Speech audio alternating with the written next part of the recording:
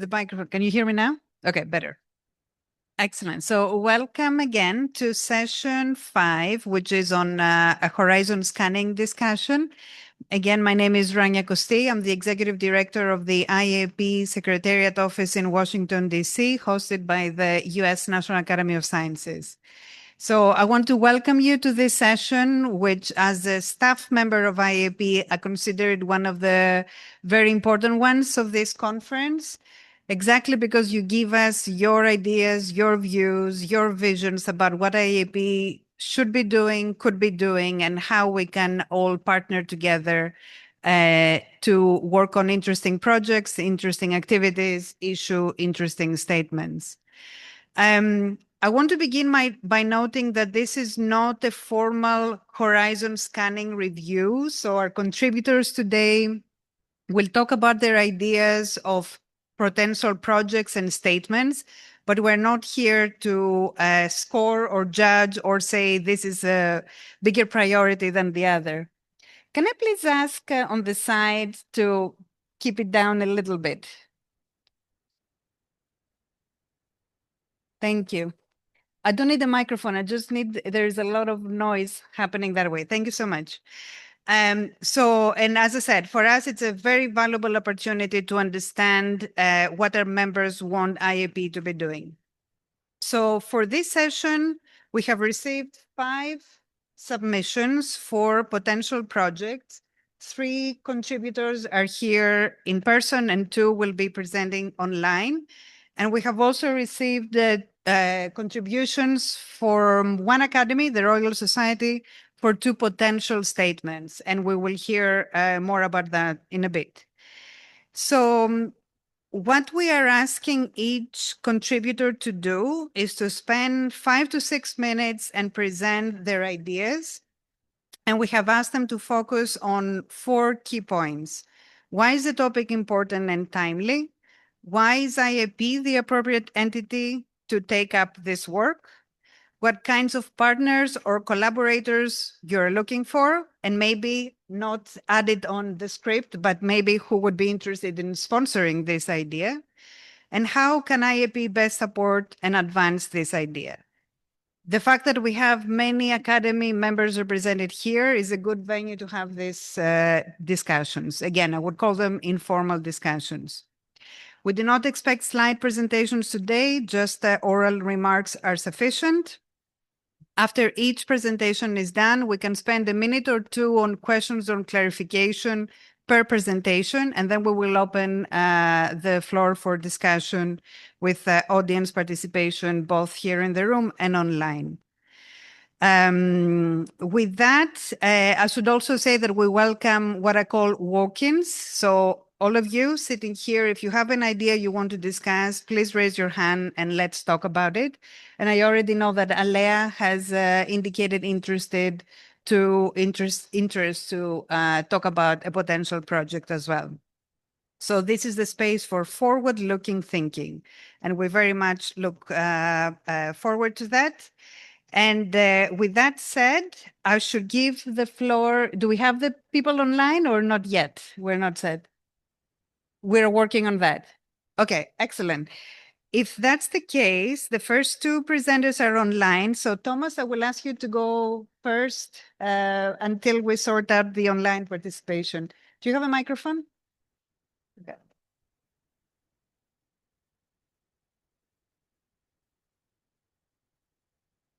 Is it done? Thank you, Rania, and thank you for inviting me to give this contribution. I'm Thomas Elmqvist. I'm the program director of EASAC, the European Academy of Sciences Advisory Council.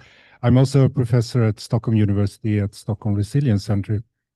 And my idea here was that IAP should engage deeper into the theme of this conference, bridging science and society, and particularly when it comes to bridging different knowledge systems. And the reason is, of course, that we know there is a diversity of knowledge holders outside academia, which are, I would say, extremely important, particularly in an area of transformation and turbulence as we are living in today. It's important for science. in building a better understanding and to address the challenges we have ahead. So what would be like a timely way of doing that? I would suggest that IAP should engage in what is coming the next year. It's the International Year of Pastoralism and Rangelands, and we're going to have a special session tomorrow going deep in. But there is an important aspect here, and that is that in these rangeland systems around the world, which cover approximately 50% of the world's territory, there are millions of people, I think 200 million people, that over millennia built up an incredibly important knowledge base and understanding of the system. But it's now challenged to climate change, to societal changes and degradation. And I think if the research community reach out to these knowledge holders and try to build new innovative ways for their livelihood, and they are stewards of some fantastic, these are the most species-rich ecosystems in the world and some of the most important for carbon storage. So this is really of global interest. So I would suggest that IAP reach out hands to other network of scientists like in IPBS, International Science Council, FAO, and also EASAC, and try to build a project around understanding where have examples where researchers have collaborated with local knowledge holder resulted in positive changes on the ground, and where have there been failures, perhaps in the absence of such collaboration. I think there are, if we do get a grasp of understanding how the academia have worked together with local and traditional knowledge holders, what have been the characteristics of successes and what have been characteristics of perhaps failures, we could learn a lot. And I think it would be really valuable if that could be done, particularly during next year, when UN declared this as the International Year of Rangelands and Pastoralism, and then perhaps grab an opportunity to present at the next Convention of the Parties, COP17, of the Convention on Biological Diversity in Armenia, which is a country where 50% of its territory is rangeland, and it's I think it would be welcomed by the host country, and I think it would be really worthwhile to do this and be a good outcome of this UN International Year. Thank you. Thank you very much, Thomas. Any quick questions of clarification for Thomas's remarks? Okay. How are we doing with virtual? We're on. Okay. Could I ask Haruka to present? Okay, excellent. Okay, yes. Can you hear me? Welcome to Okay. both of you. Haruka, can we hear you? Yes, I can hear you, but can you hear me? We can. No. No? Now we can. Perfect. Okay, yes. Okay, so can I get started? Yes, please. Please Okay. go ahead. Okay, yeah. Thank you very much for inviting me tonight. And then I'm sorry I'm not be able to joining in person, but I'm very pleased to present my proposal here today. So today I'm honored to present a proposal. I am representing the Young Academy of Japan. And then today I'm honored to present a proposal titled Bridging Academia and Science Diplomacy. So in the world today, where science and technology are rapidly reshaping our society, I believe it is time to connect the structure that enable science diplomacy with the value of distributive justice. So our proposal aims to bridge these two critical areas. First, about the context. So I think everyone knows that science is increasingly central to diplomatic issues such as climate change, pandemic preparedness, and then emerging technologies. However, we face two major gaps. First, these are limited structured career pathway for the researchers to meaningfully engage in the science diplomacy. And then second, there are persistent global inequalities in research outcomes. So I think we need to discuss distributive justice, how to share the benefits of innovation beyond just high-income countries. So our proposal addresses these two gaps through two main pillars. The first pillar is mapping career pathway. So we will collect and showcase existing examples of how researchers engage in diplomacy and then convene workshops for early career researchers. And the second pillar is to establishing some kind of the platform, not the physical platform, but kind of the places for many people can gather and discuss about the distributive justice. So we will bring together academia, policymakers, and then assist to identify frameworks for fair allocation of the scientific outcome. The innovation of this project lies in the connecting these two perspectives, the structures that enable engagement and the values that guide equitable outcomes. So why IAP? I think the IAP is the right entity for this. IAP provides a neutral and then credible platform to combine diverse national perspectives. And then this initiative creates natural synergies with IAP's existing work on science diplomacy. And why must we act now?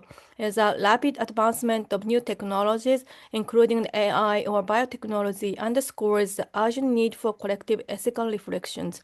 So we need to establish institutional mechanisms for fairness before the global disparities widen further. And then regarding our contribution, the Young Academy of Japan served as the proposer of this initiative and eager to actively contribute its realization. But at the same time, we would like to encourage all the other institutions, those who are interested in science diplomacy or distributive justice. We are happy to collaborate in the several ways. So in conclusion, our proposal will provide a shared evidence base for the science diplomacy careers and foster a truly global dialogue on fairness. It will encourage global collaboration between high-income and low and middle-income countries to continue to shape equitable innovation ecosystem. So we, Young Academy of Japan, look forward to working with IAP members, academics, and international partners. Thank you very much. Thank you very much, Haruka. Any quick questions of clarification for Haruka? And we will engage in a general discussion when all contributors finish. Yes, please.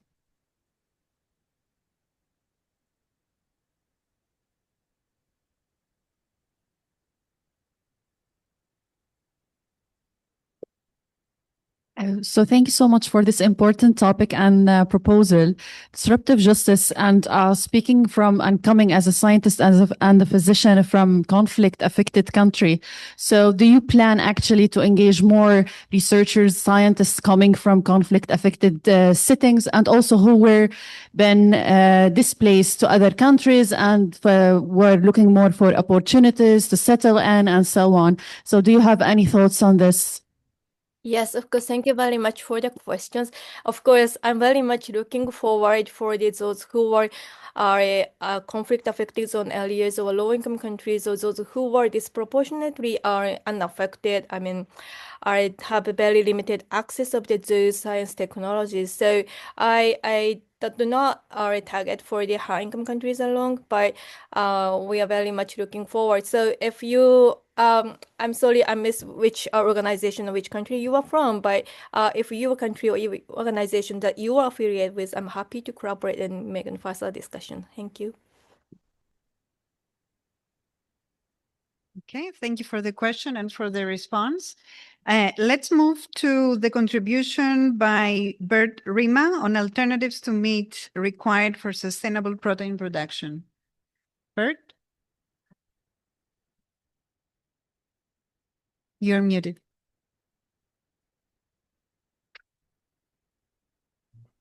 Okay, thank you very much for giving me the opportunity to talk about this particular project.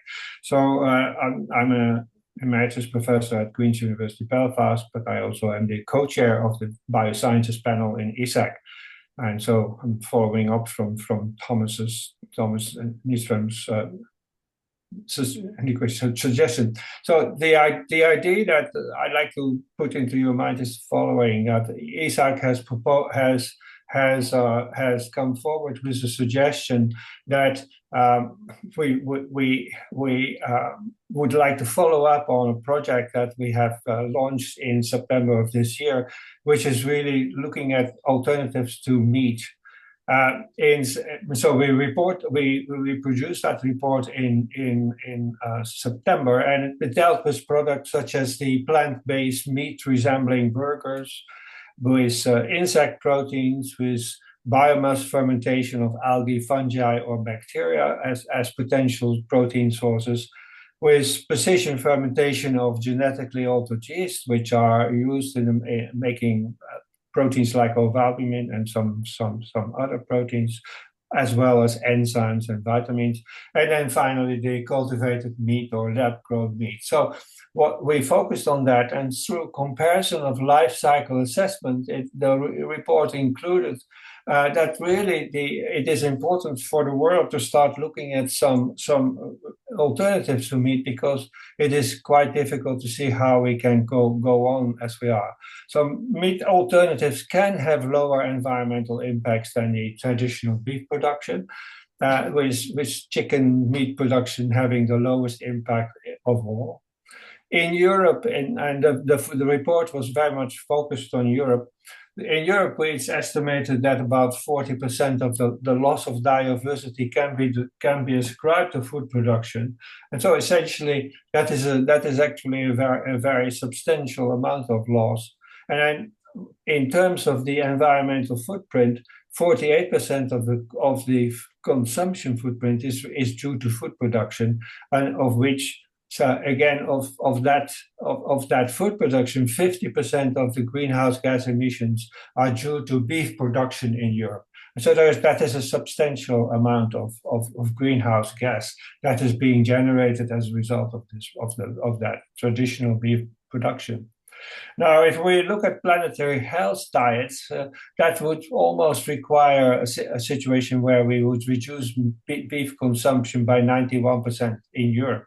And that, of course, is probably an unattainable level, but certainly it is important for us to reduce beef consumption. Other facts which are probably not well known and again, as I said, there's a very strong European context, is that 73 million tons of protein, which is a quarter of the total that is used for animal food. One quarter of that total is actually imported. And beef production is associated with a substantial fraction of the deforestation. It is sort of estimated that 90% of the deforestation that takes place in the world is due to increases in agricultural production. So the land is being taken for agriculture, and about 40% of that is actually for beef production. So it's a very substantial part of the total deforestation. There is a global estimate is that you could say, well, have we got a lot of land that could be used for other purposes? Well, globally, there's an estimated 13.2 billion hectares of unfrozen land in the world. And a lot of that, of course, is forests, cities, deserts, etc. But about 2.5 billion hectares are used for livestock production all over the world. But about 1.4 billion of these are not convertible to arable crop production. So that is a fraction that cannot really easily be changed in terms of using it to produce other forms of proteins. So the development of meat alternatives can and must therefore contribute to sustainable development of the world. Now, why is this timely? Well, the available evidence indicate that as incomes in low and middle income countries grow, a new middle class arises, and as a result of that, meat consumption will rise sharply. And essentially, this is probably an unsustainable development, and hence the environmental impact of traditional beef production is likely to rise actually rather than fall because of that simple fact. Now, But it is therefore important to start studying societal drivers that can be applied to mitigate this potentially damaging development. And it is, of course, it's important to realize that there are, of course, very large cultural, economic, and social parameters, as well as consumer behavior aspects that need to be studied now in order to be able to change policy, to advise policymakers on how to avoid this type of development. Now, why IAP? Well, essentially, what I saw is that IAP at some stage reacted very positively to a climate change and health report that EASAC produced, and I would suggest that essentially, in order to look at this particular problem, we would have to come forward with a similar type of extension where all four regional networks of IAP would report on what the local drivers could be that could mitigate the undesirable increase in meat consumption. And so that is really all I have to say about this particular topic. Happy to take questions. Thank you. Any quick questions for clarification? Okay. Let's move on to the next contributor, Chris Hanley from the U.S. National Academy of Medicine, who will talk about the recent effort of medical academies on climate health action. Hi, everyone.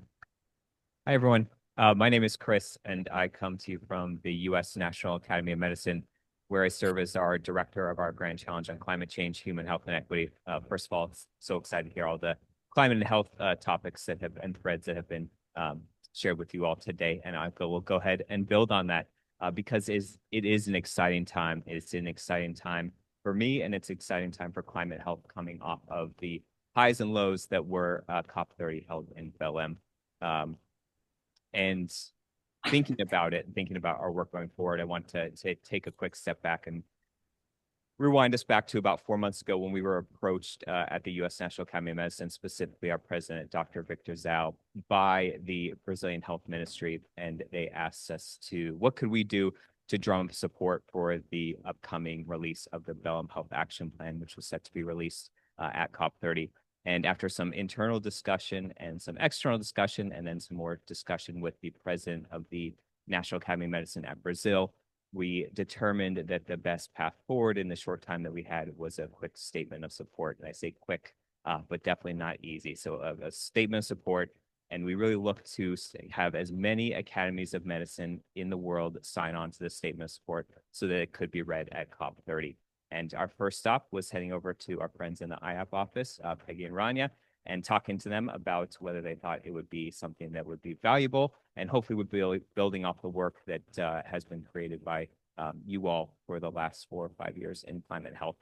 And we're excited to get not only the green light from them that it would be impactful, but also them coming on board as very early partners for this venture. So we set to work. We got to work and we contacted as many presidents of academies of medicine across the world who would listen.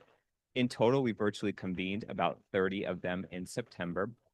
And there was some great and some excellent things that came from this conversation. The great part was that we got all 30 to sign on to statements of support for this, for the Belém Health Action Plan, which I know many of you understand the bureaucracies of getting these academies to sign on to anything, but to have 30 of them globally come together in a matter of a month was just really encouraging. But what was really more encouraging and the exciting part was that on the call, without prompting it at all, several of the presidents stood up and said, this is something that we have to continue to work together after COP30, which was something that we had internally hoped would be the case. So it was wonderful to see. And so we decided to delineate our work and focus really in the short time on COP30, and to know that if it was successful, that we would reconvene after the meeting that we just had in November and figure out what to do next. So very happy to say that everything went well at COP. The statement of support was read before the Belém Health Action Plan was introduced at COP.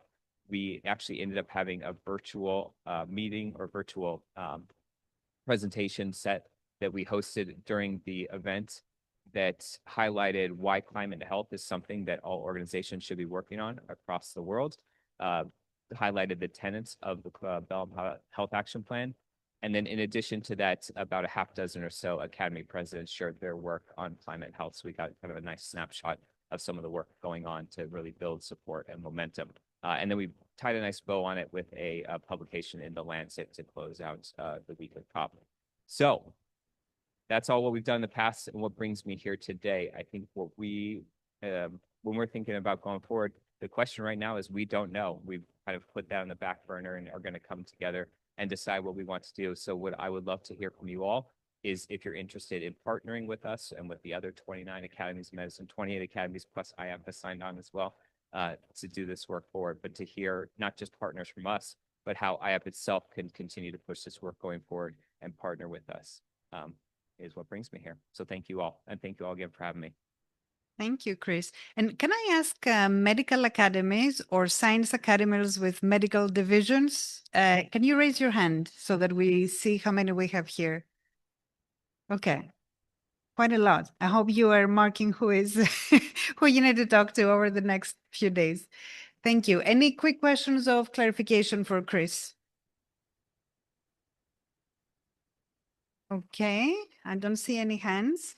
Let's move on to our one and only Peter McGrath, who will talk about teenagers and social media. That's an internal idea of a potential project. And Peter, after we complete the proposed statements as well, I will ask you to come and moderate the Q&A and discussion. Do my best. Okay, so as part of this presentation, as Rania laid out before, we were asked to reply to 4 questions. The first of which is, why is the topic important and timely? In case you didn't catch it, the topic is teenagers, cell phones, and social media. So I'm going to start by reading the first 2 paragraphs of a Reuters news article from April this year. The article in question was titled, Adolescence TV Drama Exposes Global Issue of Teenage Violence.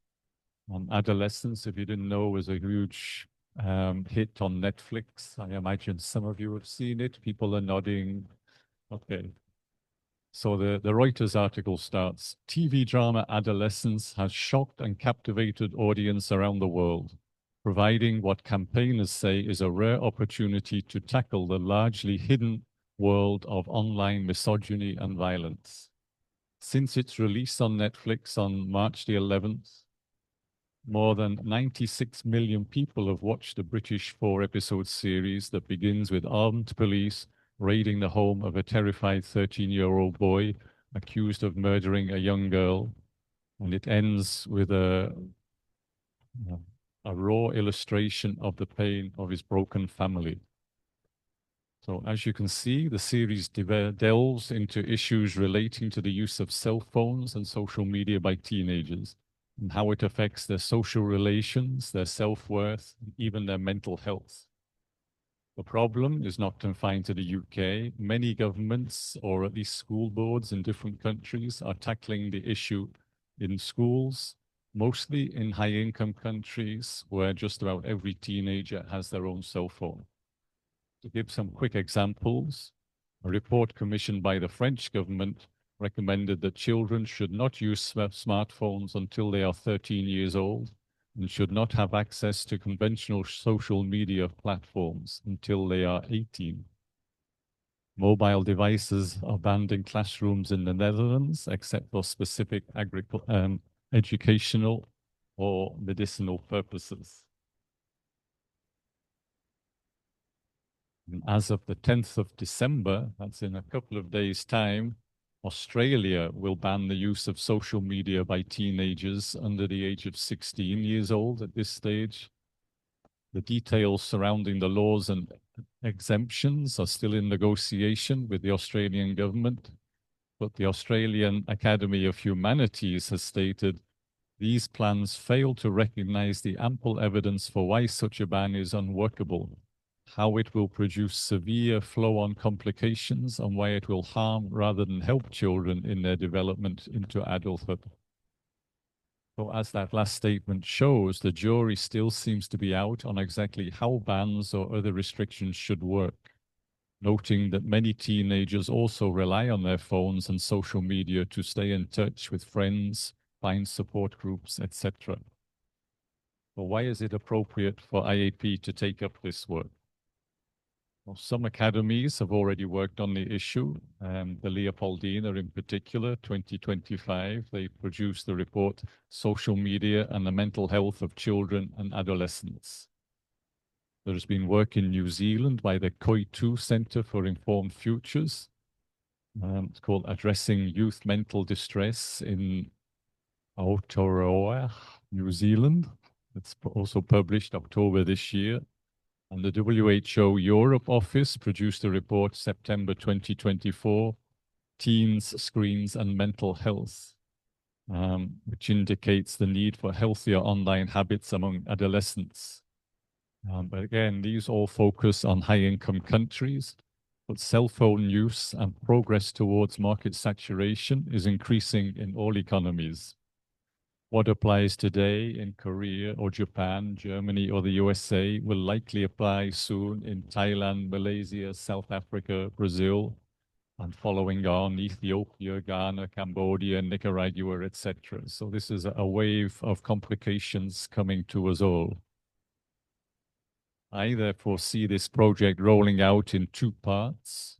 One, analyzing the issue by comparing cell phone ownership and social media use by teens between countries, comparing within and across regions, and across levels of economic development, and also considering gender. Boys and girls use social media, cell phones differently. And then there are analyzing actions taken so far. Those are examples given above, but there are also others, I'm sure, that are out there that we could track down. We need to understand what science, if any, was used to develop the recommendations, collating what evidence there is, what works, and what is counterproductive. And such evidence can help guide recommendations for countries considering implementing any restrictive measures. So far, countries seem not to be comparing methods and results, but each one is developing its own ideas. I think this is exactly where IAP can help. For partners and collaborators, of course, interested academies, all are welcome to participate. Those who have suitable experts or who's done previous work related to the issue are particularly welcome. Children's mental health, cell phone uptake, etc. Or those academies in which countries have identified this as a priority, they're beginning to tackle the issue. These countries have it on the political agenda, maybe. So ideally, we would get a group of academies involved that are spanning the scale of GDP. How can IAP best support this? I've just alluded to identifying interested academies and experts.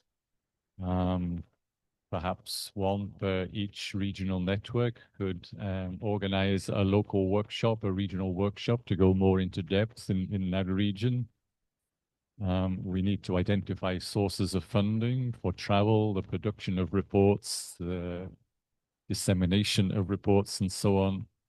And then identify other opportunities, perhaps with that core group of academies where results can be presented both nationally and internationally.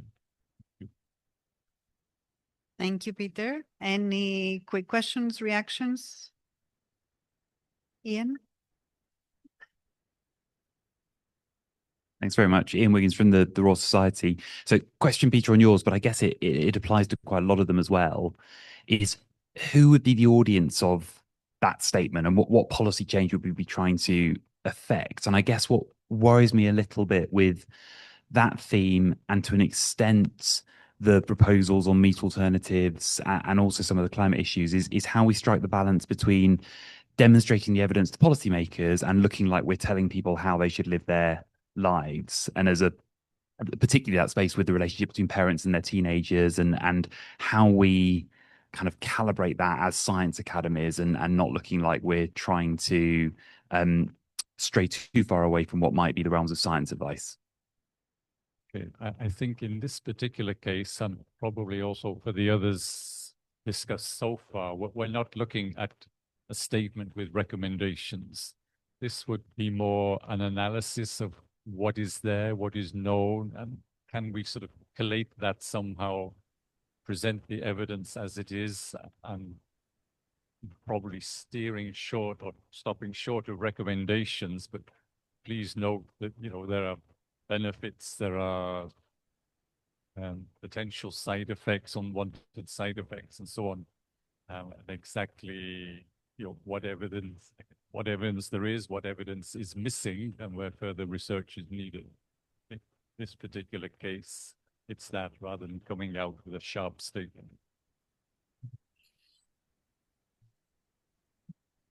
I don't know if anyone else wants to comment on the same question. And we will, of course, have a general discussion in a little bit after all the contributors are done with their remarks. Maybe we move on for now to Mark Walport from the Royal Society. The Royal Society has suggested two statements, proposed statements, one on STEM publishing, the second one on solar radiation management. And Mark will talk about those. Thank you very much indeed, Rania. So the proposal here is to make statements, and I think there is actually a generic issue, which is that I think the IAP should avoid doing enormous duplication of work if there is a vast amount of reports and evidence out there already. So it needs to think very carefully about how it can add value. And in these two areas, the Royal Society thinks that IAP can add value by bringing things together, not trying to duplicate what's already done. So talking about STEM publishing first, this is a very hot topic at the moment. I think everyone would agree that research is not complete until it's been published. And indeed, the reputation of science and STEM subjects in general depends on them being trustworthy. And this is becoming an increasingly difficult issue. So firstly, the volume of research is going up very dramatically around the world. There are many new players. With the increase in volume, there is more and more challenge on peer review. And so everyone is getting overloaded with peer review. And there's very little accountability in the process of peer review. Secondly, there are some perverse incentives for researchers. So there is an enormous drive to publish in journals that have a reputation for being prestigious, although there probably aren't enough of such journals in order to satisfy the high quality of research that is out there. And there is the second perverse incentive, which has already, I think, been discussed at this meeting, which is an incentive to reduce the content of the paper to a single number, rather than go to the trouble of reading it and working out what's actually been discovered and whether it's easy or not. There are all the challenges and opportunities of new technologies, and artificial intelligence in particular, which has the potential for huge benefits, but also risks. And one of the risks is that paper mills are being developed, which are creating completely synthetic papers with fake authors in many cases. Thirdly, there are the whole questions about access to the scientific literature, which is far from even. And one of the opportunities of AI is to help with evidence synthesis. But this is very hard when research is hidden behind access barriers. And of course, there is very interesting innovation, particularly in the area of preprint servers, and there are all sorts of other possibilities for innovation. Why is it important to act now? Well, for all of the above reasons, really. There is dramatic change going on in the world of publishing, and I think that we need collectively to get our act together. In terms of potential global and or regional impact, well, this is a global activity. And it's worth saying also that English is not the only language in which research is published. And so there are challenges for scientists, researchers who are publishing in other languages. And Brazil, for example, China, there are many countries where other languages are used. And so we think that the IAP's regional networks could be very useful here. It's worth saying that there has quite a lot of work gone on reviewing publishing.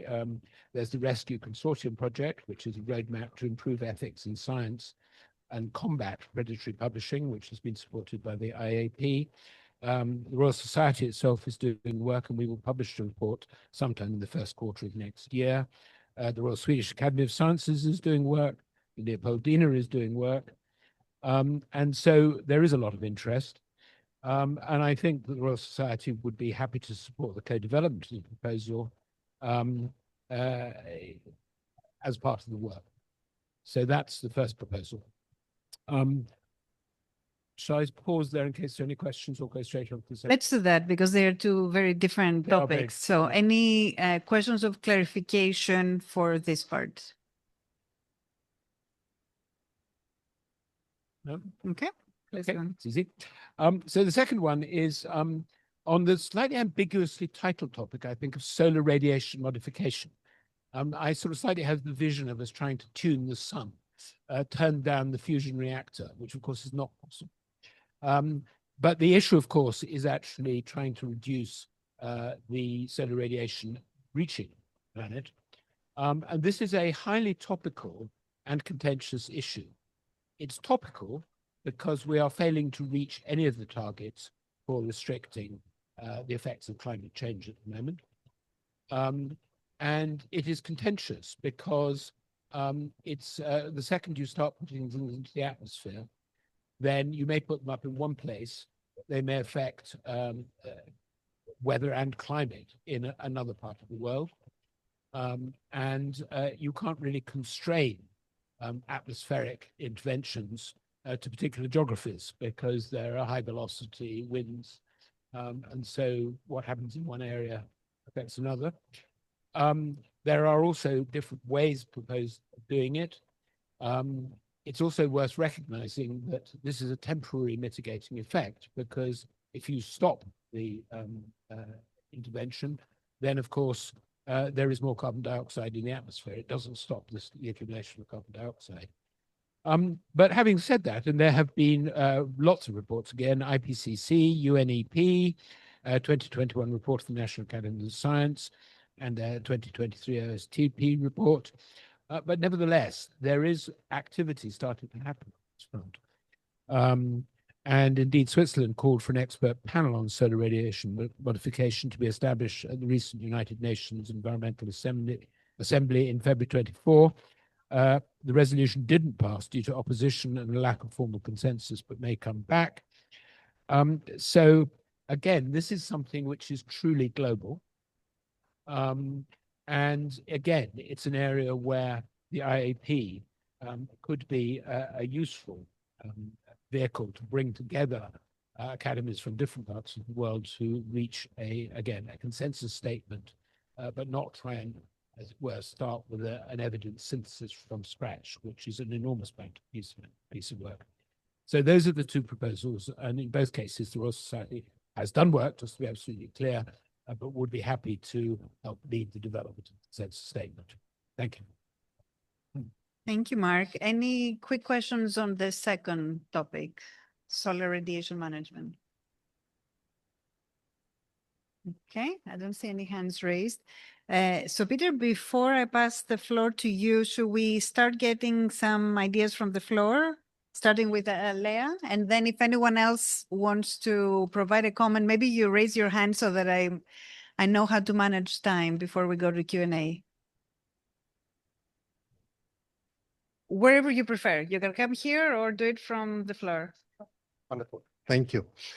So I would like to tell you a few words about a proposal, which is the kind of a common undertaking of, let's say, European effort led by Royal Irish Academy, a member of ALEA, and hopefully IAP as well. It's and it is it builds on ALEA's, and just mention ALEA is a federation of 61 European academies. It builds on a science education working group, which for more than a decade has functioned as the, let's name it, the European arm of IAP's Science Educational Panel. So that's the initiative that I'm going to tell you about. The project under temporary title is Advancing Science Education in Europe through Interdisciplinary Learning, Literacy and Ethics. And I don't need to convince anybody here in this room that challenges like climate change, public health, digital transformation, artificial intelligence, all of these challenges require citizens who understand sciences, who can think critically, and who can make informed, evidence-based decisions. And yet, across Europe, science education still faces persistent gaps. Many schools struggle to introduce interdisciplinary approaches, to teach digital skills in meaningful ways, to address ethical questions linked to AI or biotechnology, or to help young people navigate misinformation. Learners often don't have enough opportunities to understand how science works, what its limits are, and why it plays such a central role in society. And this is what this project is about. So the project focuses on three major themes. One is interdisciplinary learning. So we want to understand how science can be better connected with technology, engineering, mathematics, and even social issues such as climate justice or the ethics of AI. Then we have scientific literacy and public engagement. So the goal is not just for students to learn facts, but to develop the ability to analyze evidence, detect misinformation, and engage with societal debates. And third, ethics and social responsibility. So very shortly, this project, as mentioned, led by Royal Irish Academy in partnership with ALEA and hopefully IAP, is built around two major components. One is a European-wide survey and a one-day symposium. The survey will gather insight from teachers, researchers, academies, and other stakeholders across Europe. It will help us map existing practices, challenges, and opportunities. And this insight will fit directly into the central event, which will be a day-long international symposium. What else I can just to shortly say, we would produce a comprehensive analysis of the Pan-European survey. Of course, the symposium would be a product itself, a detailed project report, and of course, broad dissemination through ALEA, hopefully IAP, and our member academies, mostly the Royal Irish Academy as our member academy. And we would also produce a supplementary policy brief. So what else I can add is our goal is to support policymakers, academies, educators, and let's say entire education system in creating science learning that is interdisciplinary, research informed, digitally confident, ethically aware, and inclusive for all learners. So that's in brief about this project. Thank you so much. Can you also please introduce yourself in case not everybody knows you here? Yeah, maybe I will stand because I was reading a bit. I'm Paweł Rawiński. I'm president of the Federation of European Academies, ALEA. Thank you. Any quick reactions to this? Any other walk-ins? Individuals who would like to propose a topic? You don't have to speak for 5 minutes. You can just throw your idea on the floor. Okay, hearing none, Peter will pass on you to moderate the discussion, the general discussion on the presentations we have heard. And if you can please bring Haruka and Bert on the screen so that we are seeing all contributors here. Thank you. Okay. I want to make a comment on the moderator's suggestion. And I really want to pick up on Ian's point, actually, which the use by adolescents and other young people of social media is a really, really difficult piece of social science, where I think there's potential for huge confounding factors in terms of why are they using social media in the way they do. And I just worry a bit about whether the evidence is anywhere near sufficient and why IAP is uniquely placed to do something. And I think it's another area where we have to accept actually that there are very significant cultural differences across the world. And so what applies to teenagers in one country may actually not apply in exactly the same way in other countries. There are all sorts of issues about how they access the internet, what material is available to them, because in some countries there are very different rules. And so I just think IAP should be very careful as to what it's stepping into with this one, because I think it is just so difficult.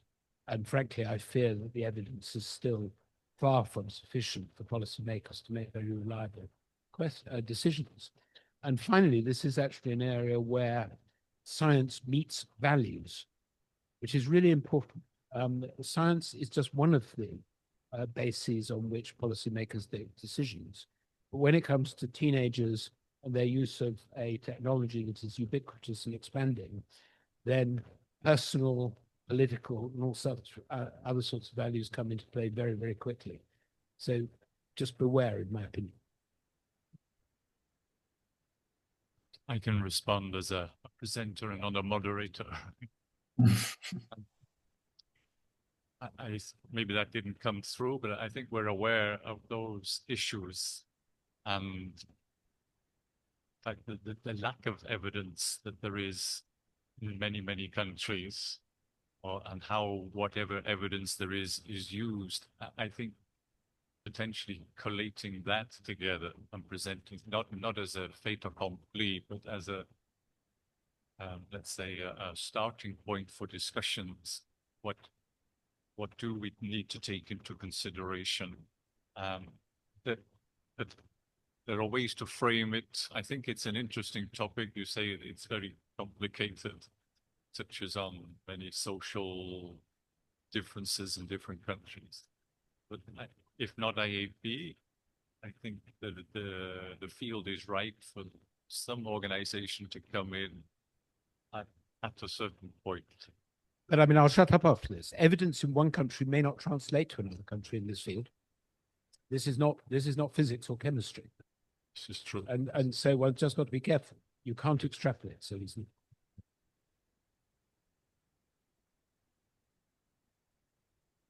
Stephanie, have a roving microphone.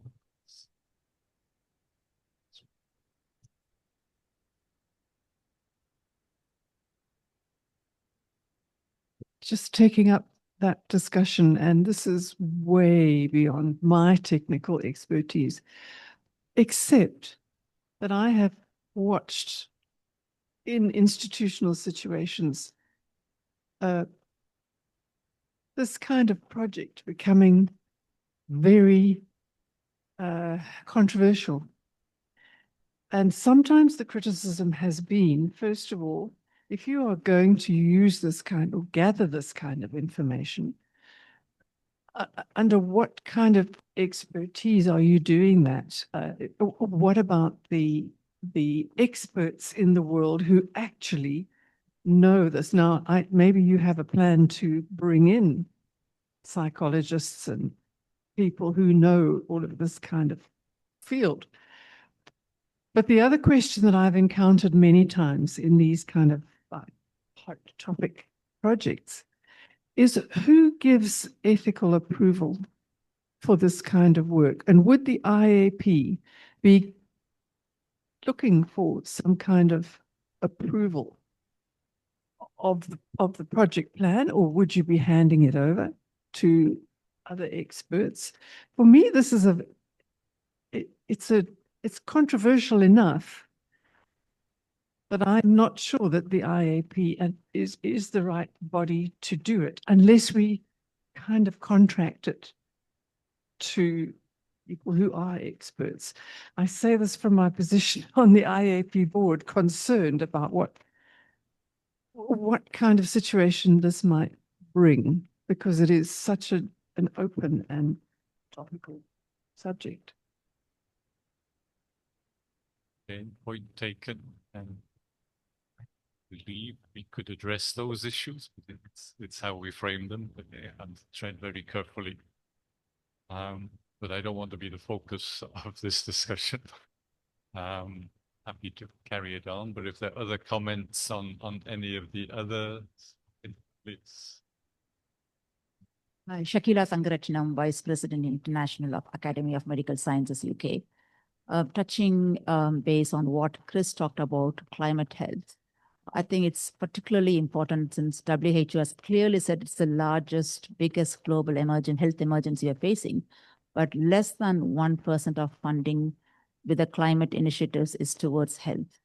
And yes, we all know there is a problem, but there is very little known on the metrics by which we are measuring the impact of health, despite us surrounded by health data. Yes, there's drowning in health data. We have data on what's happening, temperature, precipitation every single day, but we haven't really managed to link them up in terms of monitoring. How do we know the measures we are making are helping us? The burden of the problem is a huge bit of a data gap and evidence gap in that space, which the academies are uniquely based on a multi-sectoral approach, not just a health, but also in terms of the heat, into the flooding and all of those things. And the second one is also specific populations. So pregnant women, we know in pregnancy, they are more prone for preterm birth. But again, because of the lack of data, no action is being done. There's a huge potential to look at vulnerable populations, children, migrations, and all of that in that space. And the last one is capacity building. We do need to support our next generation of academics to work in the space, to have the communication, to create and produce the evidence, which is much needed, because we are going, irrespective of what people think on why climate change happens, it's clear-cut the impact of climate change on health. And we do not have the necessary evidence to tackle this. So we will be very supportive. And it's really great with the COP30, you had a good support of the academies. And I think there is a significant role for the academies to come together and work in that space. Okay, thank you. And I can see the 3 sections that you mapped out there. I wonder if you or Chris could expand on how you would see an IAP project unfolding on that. Did you want to say that, or would you like me to? That's a good question. I think I hesitate to say it, but I don't know at this point, and I think that that's like actually potentially a good thing. I think something like this, because of the size and scope that Shakira mentioned, that this really is, and she mentioned the WHO, I think you mentioned, but it's not just them. I mean, the World Economic Forum puts out their threat indicators and has identified climate change as the #2 threat in the next 2 years and the #1 threat over the next 10 years. Like, this is something that so many organizations and types of organizations and types of institutions are dealing with, that the convening power of the academies is so critically important, especially for public-private partnerships. And that's where I would start. I would say that this is such a massive issue that really some really thoughtful, long-term, blue sky brainstorming is needed in this area to really bring those true experts in and to think about the work that has been done so that we don't duplicate efforts, and really what the most valuable thing that we can do is. And that's where I think the unmatched convening power of IAP really would be a good first step. Please.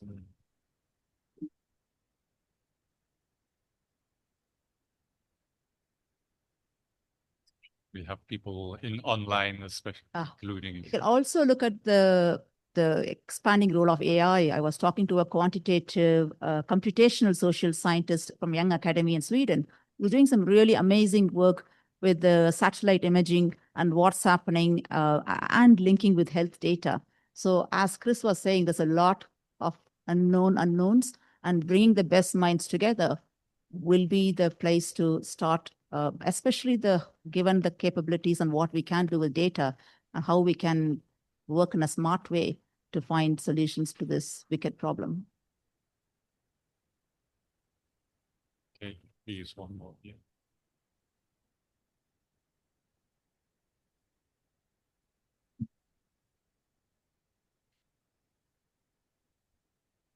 Just a general comment. I am a social scientist. Basically, science and scientists are knowledge providers, which means that they take provider's perspective. You see, whether you use the term learning or stimulus and response, whatever. Basically, learning theory is based on information provider's perspective. But when we think about consumers and people versus the public, we need to think about information consumers' perspective. And so information consumers' perspective, what is the difference between information provider's perspective and information consumers' perspective? Provider's perspective puts science as a first priority. But consumers' perspective puts their own problems as a first, and then relate science to that problem solving. And so science is considered, should be considered a second stage instead of a first stage. As long as we are concerned with science as a first stage, we are failing. Never achieve whatever that knowledge gain or whatever public understanding of science. And so we need to shift perspective. And so IAP also think about that kind of a big gap between perspectives, information providers and the information consumers' perspective. Otherwise, we never understand the public understanding, how it comes about. And so about youth, young people, about the, what is that, the STEM education, or the science literacy or campaign, whatever. You see, without changing that kind of perspective, we are always failing and blaming other people's consumers. We are blaming consumers. So it's just a general comment. Thank you. I am from South Korea. I am elected as one member of the IAP Communication Education as the outreach committee this year. Okay, thank you. Thank you for that. If I may speak on behalf of IAP, I think it's exactly what we're trying to do in a way. We have the scientists in the room, we have the scientific backgrounds, we can call on as many experts, but we know there are societal challenges. People want answers. People want to be healthy, for example, in the topic we've just been discussing on climate change and health. So how can we, as the scientific community, the academies, provide that information, that advice that the consumers are asking for? We are kind of the brokers in between as the academies and the network of academies. I don't know if anybody else wants to comment on that point.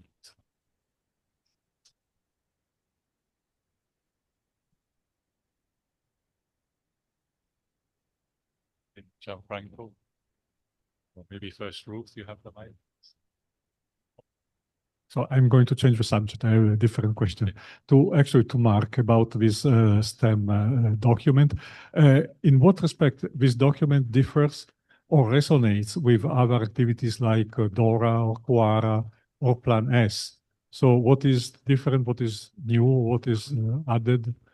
That's a good question. It's completely distinct from Plan S. Plan S is a very specific plan for enabling open access. This is actually a much broader look at the whole landscape of scientific publishing.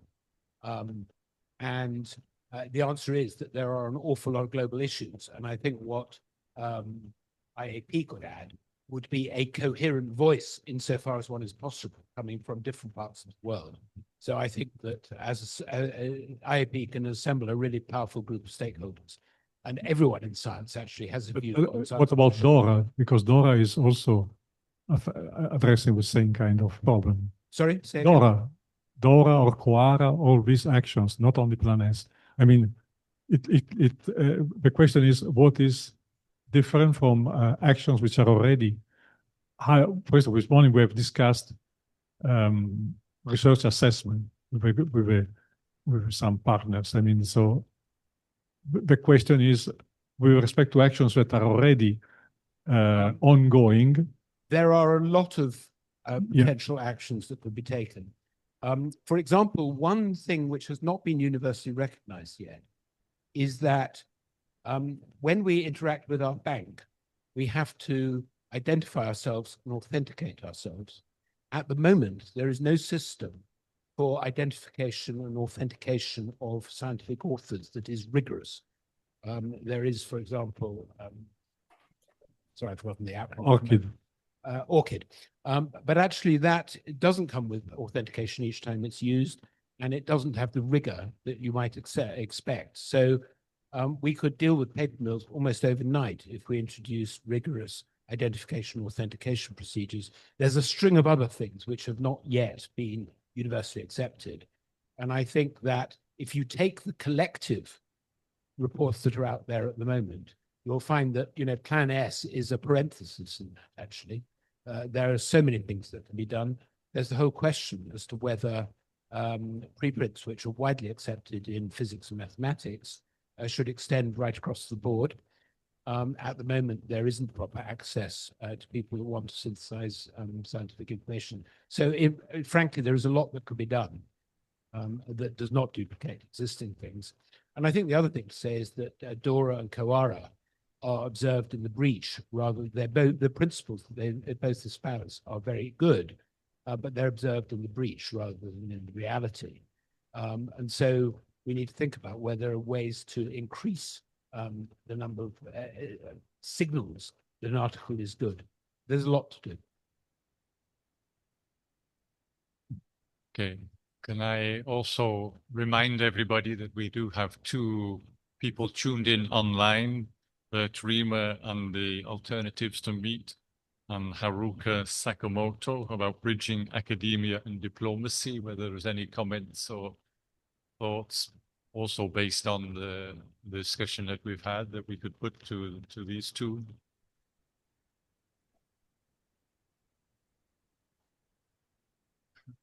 If you have the microphone.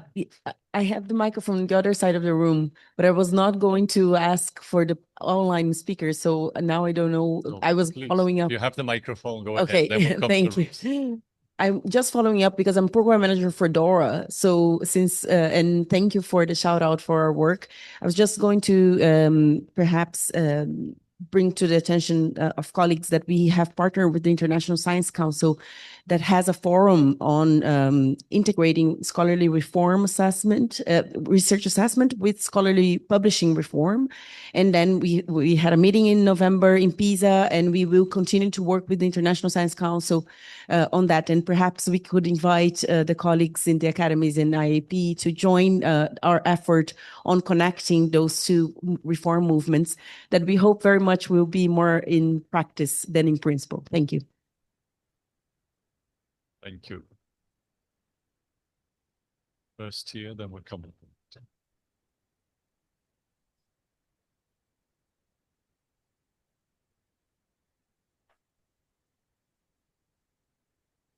Thanks, Peter. Ruth Cooper, Royal Society UK. It's been very interesting to hear the presentation. Thank you, everybody. I'm curious to know, and apologies if I've missed it, what's the process from here on What's going to happen when? How will these discussions be taken forward, please? Basically, if I can answer that, we will have further discussions, especially with the IAP board, and the advisory committee also, to start prioritizing what is feasible, what is the most appropriate, or all the issues that have been raised here. So we're not ending here in 10 minutes. It's an ongoing discussion, and especially the new board to take up from Thursday onwards. With that, maybe we have a microphone here.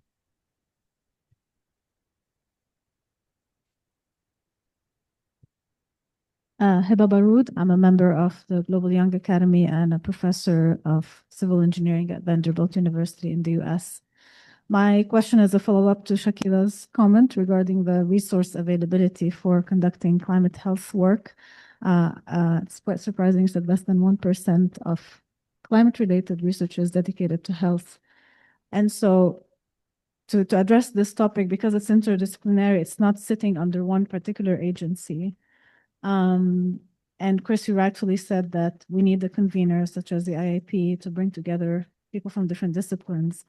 I'm curious about your thoughts, or whether this was mentioned in your discussions around the statement about funding and resource availability, because it seems that, I mean, to some extent, the data is there, there's climate weather data available, the health data is there, but we just need to actually do the work of bringing all of this together.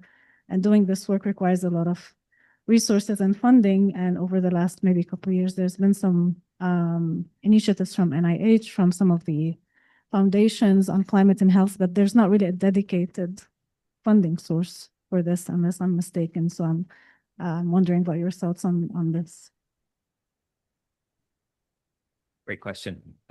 So in short answer, there's not like a true dedicated source, but there are some very large emerging sources that are coming up. I said the good and bad that came out of COP. One thing that you might have all seen is that and I'll blank on the name of the philanthropies or who's included, but 3 major philanthropies got together and devoted almost $1 billion over the next 10 years to fighting this and to devoting their work to it. And if I'm not mistaken, Rockefeller came out last year and said that almost all, if not all, of their work is going to be focused on climate, and they obviously have the health lens that they work through. So it's really all climate health. So there are these really great signals, but we're also seeing, and I don't want to speak too centrically about the U.S., but with the losses of funding that we have seen when we talk to philanthropies around the world, within the U.S., we've seen that over the last year, their submissions are somewhere between 4 and 8x that they are working through right now.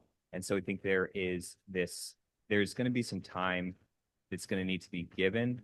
2 things. Time that's going to be given for these philanthropies to actually figure out how to work in this new reality, because their systems are completely overwhelmed for that. So trying to be in those conversations as much as we can will be incredibly valuable. And then secondly, we're just going to have to continue to try and get that dedicated source of funding.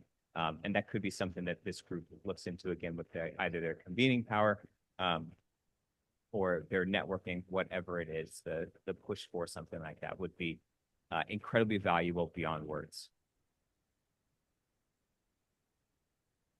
Thank you. I'm conscious that time is running. Okay, Francis, and then I'm going to give the floor to Thomas, Bert, and Haruka. Never remember your name, so just to give some final thoughts, because you haven't had a chance to respond to anything yet.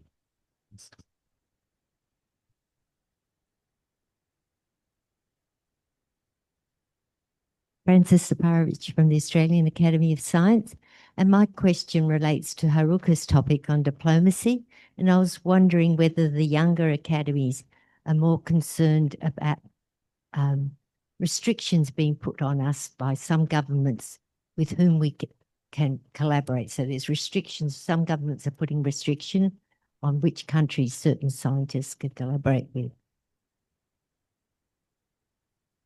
Thank you for your question. Because of some microphone trouble, I cannot clearly hear your questions. But what my understanding is that your question is that any restriction for the participating country or any age restriction are you asking for? Sorry for the clarification.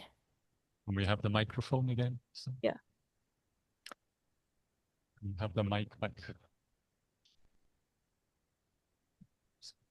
Thank you. I should have phrased it better. So some governments are putting restrictions on scientists on whom, again, I'm getting the phrasing wrong.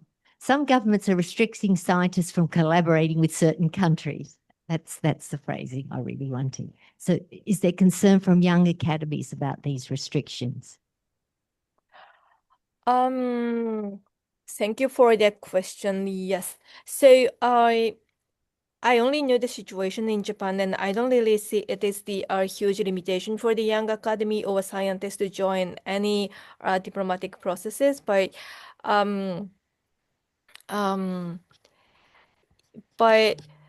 it would be but my background is in the public health, and then so regarding the COVID-19 pandemic, I think there's a huge debate about scientific diplomacy, about how we can distribute the equitable access for the vaccination, or how we can secure the adequate number of the COVID-19 vaccination. And then this kind of the diplomatic discussion usually is the great collaboration between the scientific academy and then the decision-making process that mainly done by the government.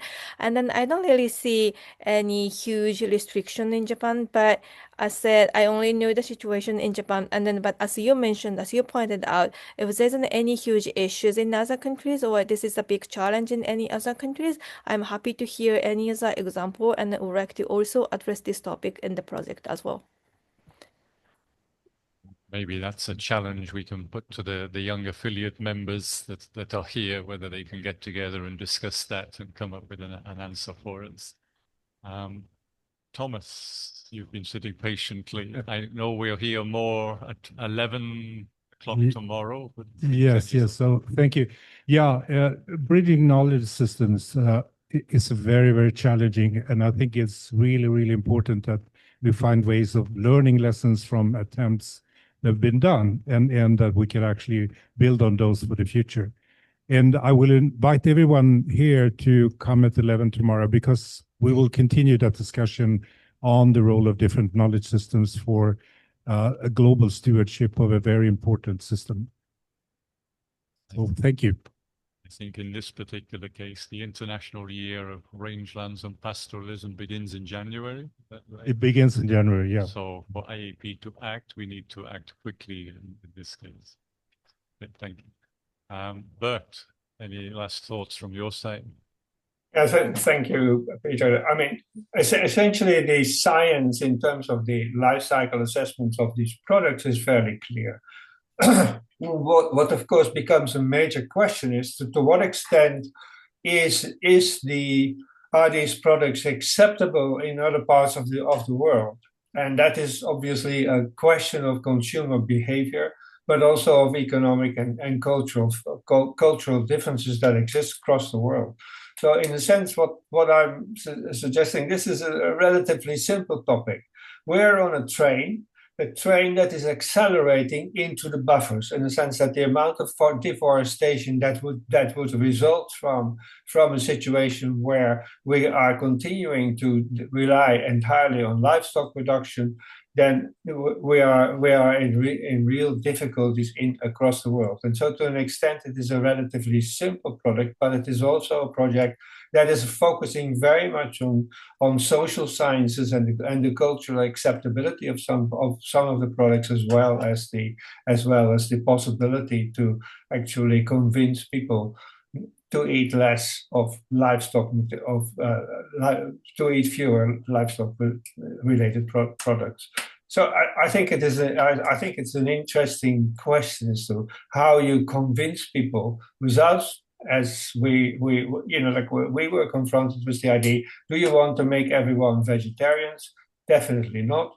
We are wanting to make sure that people are understanding that the lifestyle choices that they make have some consequences. And to an extent, I think that's why the project is focusing on social science aspects of the problematics that has arisen. Okay, thank you, Bert. And maybe I'll give the microphone for a last 1 minute elevator pitch from Haruka, if you have anything to add to wrap up with.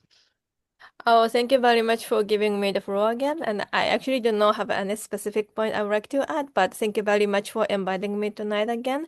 And then not only just showing my proposal, but I also really enjoy the discussion that this session. So thank you very much. Okay, also thank you. I think that let us conclude. This would have been a perfect time for Ruth to have asked her question, but we've already answered that. We also take on board the discussions, the comments we'll discuss with the IAP board, even during these days, but as we go into the new year as well. Thank you all for your contributions, for a nice, vibrant session.